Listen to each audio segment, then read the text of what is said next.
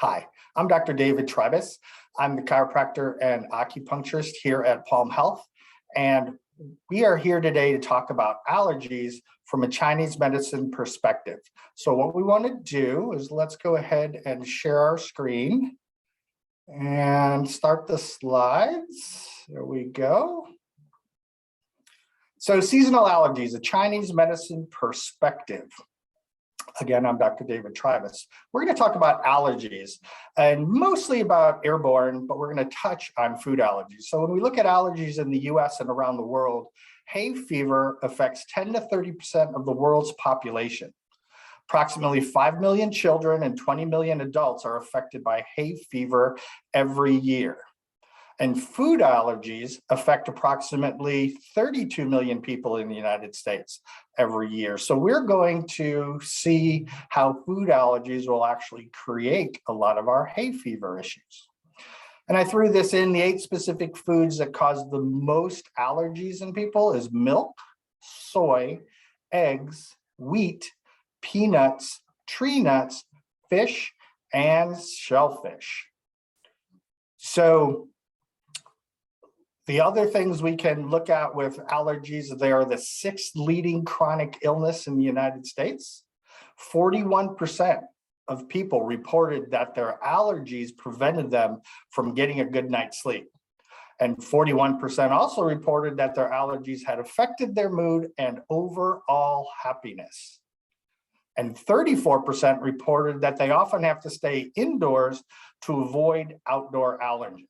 So as you can see, allergies play a big issue in people, but everybody thinks, well, I have allergies, that's just what I've got. There's a reason for it. And in Chinese medicine, we like to get to the root of that, just like within functional medicine. So what are seasonal allergies anyway? So when you look at an allergy, it's when your immune system reacts to a foreign substance, basically called an allergen. It could be something that you eat, inhale, inject, or touch. So anything we put on our body. So how I like to say is that an allergy is your body's inability to deal with a foreign substance. So we just have to figure out what those foreign substances are, and we can help correct the allergies. They're not related only to airborne pollens like mycotoxins, tree pollens, etc., but food allergies can exacerbate other forms of allergies. And this reaction can cause sneezing, coughing, hives, rashes, itchy eyes, runny nose, scratchy throat, the normal stuff, but it can also cause changes in blood pressure, breathing troubles, asthma attacks, and even death when it's in a severe allergic reaction. So when people ask me, why do I have allergies when I haven't had them before? So we got 2 arrows here, one going up, one going down. And those are a picture of your health. So your health is either going up or it's going down. It never stays the same. So every day we work on different factors to keep our body healthy so that we keep the arrow going up. But when we get overstressed, we don't eat well, we don't sleep well, the arrow starts going down, and then we're more prone to allergies. So when we look at our health, we have multiple factors. We have genetics, we have nutrition, the things you eat and drink. We have lifestyle changes, your routine behavior, how well you deal with stress, your environment, pollution, mold, epigenetics, or how your body responds to these issues. And then your medical care, what drugs might you be taking? What are some of the issues that you're having, like diabetes or another thing that's going to drain you from your natural health? So I always like to ask people, so what areas have changed for you? So if we look at it, did your nutrition change? Did you, over the last couple of years, have you changed lifestyle? Are you doing things differently? Is your environment different? Do you have a new job? Is there more pollution around you? Did you move different cities? And then obviously we have the genetics where, that's what's inborn with us, and we can trigger them when our immune system and our health becomes lowered. And then the medical care. Do you have diabetes or hypertension or obesity or some issue that is drawing energy from your health? So when we look at this, you just take a kind of inventory of your own life and see, especially if you're suffering with any type of allergies, what areas here have changed and what did I used to do before? So there are some natural products that you can take for allergy symptoms. One is natural dehist. We love that product. It's a good natural antihistamine. It is in capsule form. We also have Dehist Junior, which is a chewable form, which a lot of adults use, but it's about half the dose. So it's a kid's dose when kids can't swallow pills. We also have Sinatrol. So if you have more sinus pressure, headaches, things like that, you might add in some Sinatrol to actually help with that. Over here, we have Histoquel. Histoquel helps to, as it sounds, quelch the histamine response, which is the response to allergies, especially in mast cell and different severe allergy type cases. And then we have vitamin C. You know, liposomal vitamin C works really well to help support the lungs and breathing and help heal any, we'll just say, irritation caused by allergies. There are other products that I like to use are called nanoparticulars, and you may have heard the term as homeopathics, but they've kind of shifted in the industry to different names. The first one is Allertox 2. So as it sounds, it's for allergies. And this one in particular is for airborne allergies. Then we have Lymph 1 Acute. So if you haven't had allergies, you haven't been sick, for the most part, you're fairly healthy. We would use some Lymph 1 to actually help keep your lymphatic system moving so that your body can clean up the mess. Then we have Mycotox. You know, if you're suffering from mold allergies, you know, this is a great product to take in addition to others to actually help knock down the mold spores in the body and help the body get rid of them. And then we have drainage milieu. So drainage is a little bit different than lymph in that what it does is it helps the lymphatic system and the organs to flow more efficiently. And then the last one, spleen chi. Spleen chi, the spleen itself is the major filter for the lymphatic system. You know, it's also part of your immune system. So when the spleen is weak, we say your immune system is lowered, your body can't tolerate different things, especially allergies, very well. So spleen chi helps to build the energy back up in the spleen. So there's different ways to actually treat allergies. Obviously the supplements that we just talked about, but here we have halotherapy, or also known as the salt room. Studies show that this promotes relaxation. It may reduce inflammation and mucus in the lungs. It's improving respiratory conditions such as asthma, allergies, bronchitis, sinus congestion, and COPD. So just going in there and breathing the salt into the lungs helps with allergies and all those symptoms. It's also been shown to be very helpful for stress management. It helps to bring a lot of magnesium into your system and also helps with sleep. So let's bring in some Chinese medicine.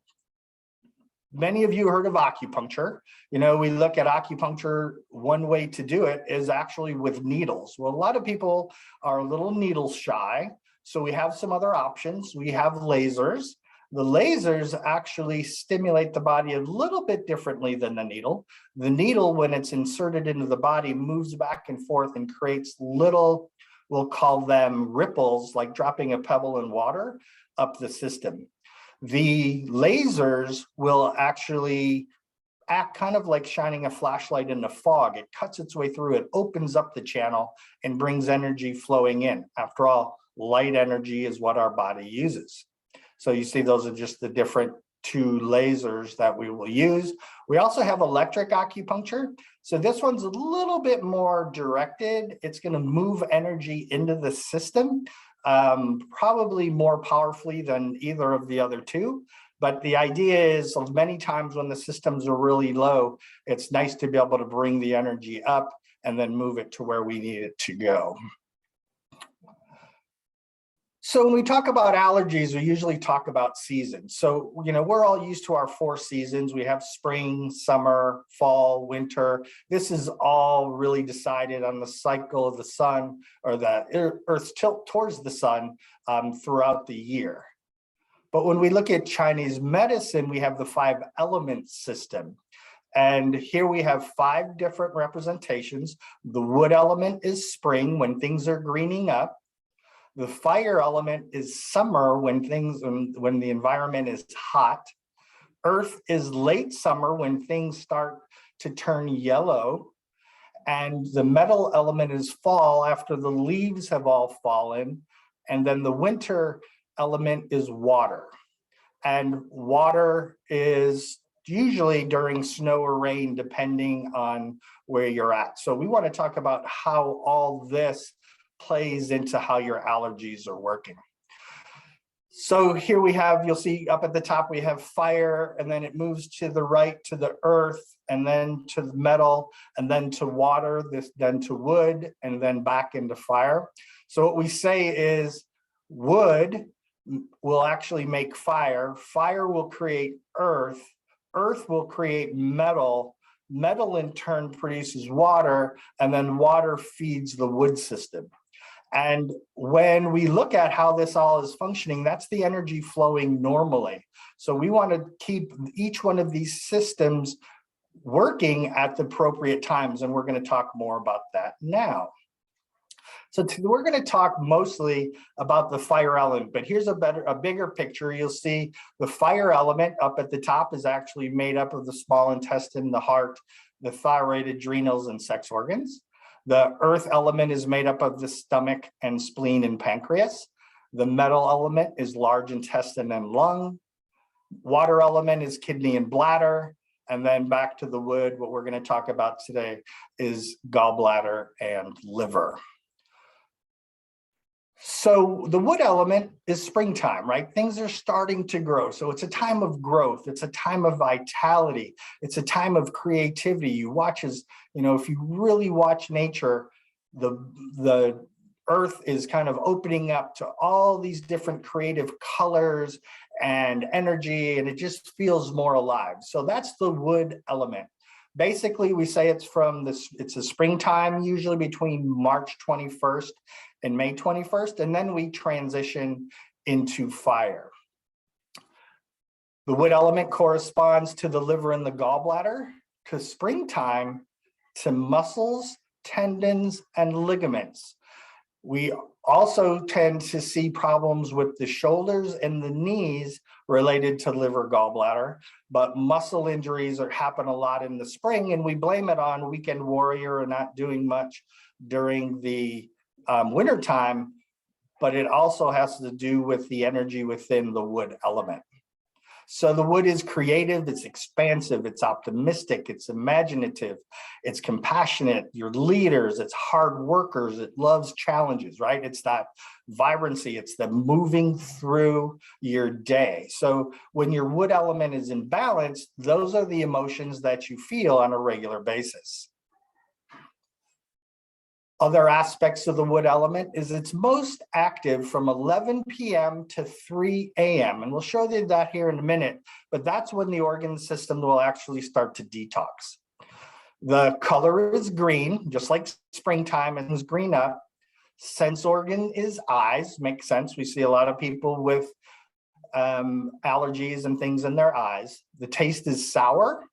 The sounds are shouting. So if you know somebody who all of a sudden is just talking loud and angry and raging, that usually says there's an imbalance in their liver system. Odor is rancid, and again, the emotion is anger, rage, and resentment.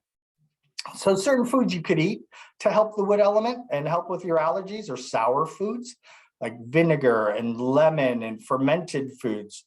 We have wheats and oats and rye. We have all the green vegetables and fruit. That's a little trick to think of when you're looking at the different times of year, is based on the color of the element or the color of foods you're going to want to eat. So we look at avocado and celery and sprouts and mung beans and lentils and Chinese leeks and wasabi and limes and lemons and grapefruit, and it goes on. And those of you who know me know I use a lot of essential oils therapeutically. And the oils that we're going to use to actually bring more energy and support the wood element is peppermint, celery seed, orange, geranium, and cardamom. And those of you who are into yoga, we have specific poses that will help with the liver. That's the supine twist, the cow pose, the squat, and my favorite is Qigong and Tai Chi, all of that about moving energy through the body. Things to consider during this time of year is adding lemon to your drinking water helps you to actually detoxify the liver and gallbladder. You want to develop an exercise program to further detoxify the liver. So I mentioned this, the twisting in the yoga poses, any type of twisting where you're moving your torso left to right or twisting it side to side, you're going to be compressing your rib cage. And when you do that on the right side, you will be helping the liver, we'll just say squeeze the bile through and help get it flowing again. So as I mentioned before, when the energy is balanced, you're flexible, you're kind, you have a clear vision. But when it's imbalanced, you're rigid, you're angry, you're depressed, you have oily skin, blackheads, hyperpigmentation, right? Your cholesterol issues may be going up. There may be some thyroid things. You may have sensitivity to fats. It just depends on what's going on in your particular body. But this system, the wood element, is most affected by stress. Now, stress doesn't have to be overpowering mental emotional stress. It can actually be busy from the time you hit your feet hit the floor in the morning till you go to bed at night and really not taking time to slow down and take a breath. And then we have any eye issues, red or dryness of eyes, itchy eyes that we would see, especially when we're looking at allergies. They may be a sign of stressed liver. So when that's the case, we can see how the liver is a big component to allergy issues and allergy symptoms. So if the liver is not functioning normally and the gallbladder is not functioning normally, we have more propensity towards allergies. Other things to consider during the wood time of the year is staying calm, especially during the springtime. You know, we can get wound up, we can get busy, we can do all kinds of things, but you want to take some time just to breathe, just to take in nature, enjoy the colors, enjoy the creativity that the earth is bringing up for us. It's just time to relax and stay calm. Avoiding and limiting alcohol, especially during the spring, since this is liver gallbladder time, we really want to give the body a break for any alcohol, just so that the liver can get as strong as it can during this time of year.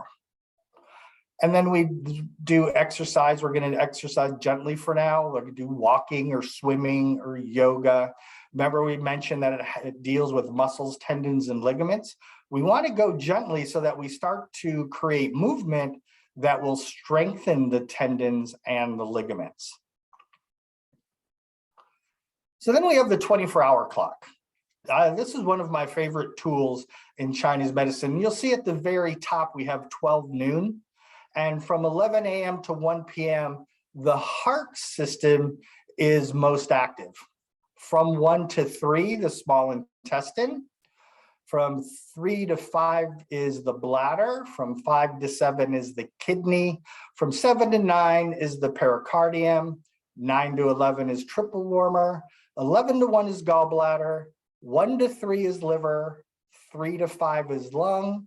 5 to 7 is large intestine. 7 to 9 is stomach. And then 9 to 11 is spleen and pancreas. So we're back to where we started. So the question is, why is this important? Well, many of your symptoms, we'll just say allergy symptoms, may be also being effective, say, worse in the evening around 5 to 7. That would be a kidney weakness in addition to the liver weakness, right? Or the liver helps you get into a deep sleep. It detoxifies your blood. It helps for rest and recovery. If the liver is stressed, you don't sleep well. Your body doesn't detox and you don't rest, so you don't really get much recovery. So this is a great tool to actually get an idea of where your symptoms are. You know, many, we'll just say women who come in with sleep issues may have, you know, they may wake up somewhere between 1 or 3. And if they are, then we know that there's some stress on the liver, and we can look at questions like, do you have too much fat in your diet, not enough fat in your diet? Do you have any hormone issues or cholesterol issues? We want to explore the liver and then treat that accordingly. Or if they woke up between 3 and 5 a.m., that's the lung time. Now, waking up during lung time has a lot to do with hydration, but definitely a lot to do with coughing and allergies and that type of thing. So we want to be able to strengthen all these systems through the 24-hour clock. And I mentioned there's 2 hours that each organ is at its highest energy. It's actually working to prepare itself for the next 24 hours. So it's actually doing more detoxification at that time. So every organ meridian is strongest for 2 hours out of 24. This is the time of day that the organs can repair and heal themselves. So we don't want to be stressing them out during their times. And one way we would do that is if we didn't go to sleep till 2 a.m., we are not sleeping during liver time, which is 1 to 3 a.m. And so your liver doesn't get to do its full detoxification. One organ is strongest, the opposite organ is at its weakest.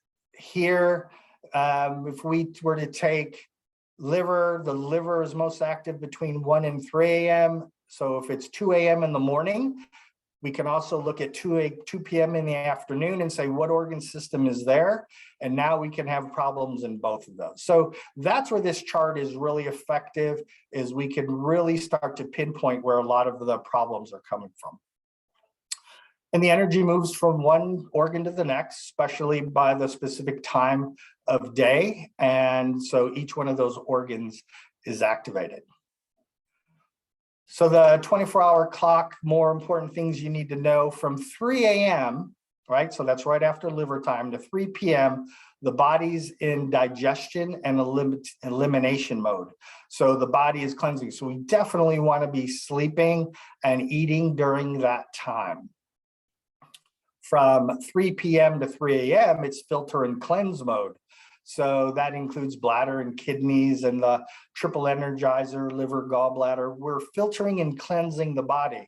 So 3 p.m. to 3 a.m., we're going to eat dinner, somewhere between, we'll say 5 and 7. So we want to make sure that we're eating food that's light and liver friendly to be able to support the liver during that time. So how do we know how our organ systems are doing? Well, first off, we can use the 24-hour clock like we just talked about. Pay attention to the time your symptoms occur, and then we have to look at what organ system that is and decide what else is going on in that system. Are you hydrated enough? Are you eating well? Those types of things. Are you moving? So the second way is my favorite, is the Acugraph. Those of you who are my patients have seen this. It's a computerized test used to measure the energy moving through each one of those systems. And that's where those pictures were coming from. So here is a sample Acugraph from Frodo Baggins. He's got, you'll see these circles out these different areas. So the lung is a little low, the spleen is low, the small intestine is high. The kidney actually is purple and it's split. So that means he's definitely having a kidney issue. His pericardium is the heart protector. It also has to do with relaxation. And then his liver over on the end is actually elevated over the realm. So when we look at this, remember we talked about the liver's most active between 1 and 3, and the small intestine is 1 and 3. Both of those systems are elevated, so that person's going to have more allergies. So they could be food allergies, but when we look at his small intestine, it's high, his stomach is okay, but his spleen is low, and spleen and pancreas have to do with digestion and cleansing the lymph. And then we look over here with lung being borderline low. That's going to be more related to some airborne issues. So that's how we can take a look with the Acugraph and get a better picture, because the energy should be flowing from one system into the next, into the next, kind of like a waterfall. So it's flowing through the day. When we hit these real lows, that's generally a low energy time for you during the day. And the higher high areas may be related more to an anxious or anxiety type energy. So it's just what I talked about. The energy was in the lung was borderline low. The spleen was extremely low. So immune function and lymphatic system congestion. Small intestine energy is high. Usually that's a food allergy. You know, we can look at all the different foods that you're eating or do some food allergy testing to be able to figure that part out. Kidney energy is split. This usually has to do with dehydration, which is basically lack of water and minerals, or too much coffee, etc. Pericardium is the energy is low. That's our heart protector during stress. It's also a picture of your parasympathetic nervous system. Excuse me. That's how well your body relaxes. The liver energy is borderline high, and it's working overtime, detoxifying and filtering the body. So we want to make sure that we support it as best we can. So this is from the Acugraph. We see those 5 elements that I showed you before. So Frodo could have some interesting symptoms. He could have low energy based on his graph. He could have allergy symptoms, both sinus and airborne, and food allergy. He could be waking up between 1 and 3 a.m. because that's liver time. And when liver's overworked, you will definitely wake up during that time. He could have some neck and shoulder pain. It's like out of nowhere, I'm not sure what happened, but I'm getting more neck and shoulder pain. And his ankles are swollen at the end of the day. Again, all symptoms that we found on the graph. And important is his inability to relax. He says, even when I sit down, I can't seem to relax. I have to be doing something. So that's that parasympathetic nervous system. We have to reactivate it so your body can rest, relax, and heal. And then we have bloating, especially when there's food allergies. We tend to find bloating going on. So how would I treat him?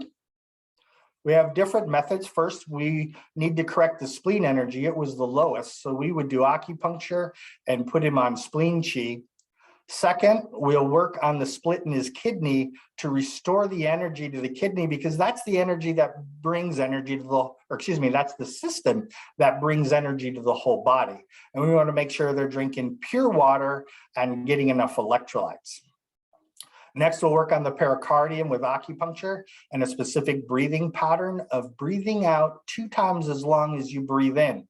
This will stimulate the parasympathetic nervous system and help to strengthen the pericardium. So example would be is if you breathe in for a count of 6, you would exhale for a count of 12. So there's other things we could do. One is we can address the small intestine energy with an elimination diet, take away any food allergy stressors that would cause the system excess.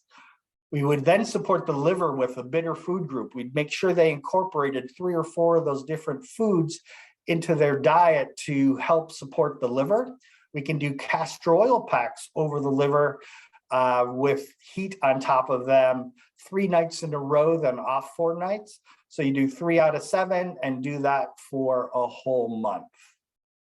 Then we address the borderline lung allergy with acupuncture, deep breathing exercises. This is a little bit different. We have a ratio of 1 to 4 to 2. So we're strengthening the lung versus enhancing the parasympathetic nervous system. So in other words, if you breathe in for 6, you would hold for 24 and you'd breathe out for 12. This particular pattern forces you to hold your breath 4 times as long to help oxygenate and strengthen the lungs. I would give him D-Hist, Allerplex 2, Lymph-1 Acute, and then vitamin C. And then we'd repeat his graph in about a month to monitor any changes or look for any new issues that may be getting started. It's a good way to actually see what's happening in the system before it actually gets started. So to recap, you learned what an allergy is and why you have them. You learned that there are specific connections between the organs, muscles, and emotions. You learn that each organ system functions for 2 hours each day to repair and replenish itself. You learn different foods, essential oils, yoga poses that you can use to support the wood element and help you with your allergies. And you learn that your elements can be measured and monitored to see how well you're doing. So that allows us another way to subjectively look and see what kind of changes are happening in the body and continue to move you forward into getting the healthy outcome that you're looking for. So I hope that you found this inspiring, and I hope that it helps you explore the world of energy medicine and help with your allergies. See how you can benefit from these all by yourself. So my goal is to help you live a happy, healthy, and energized life.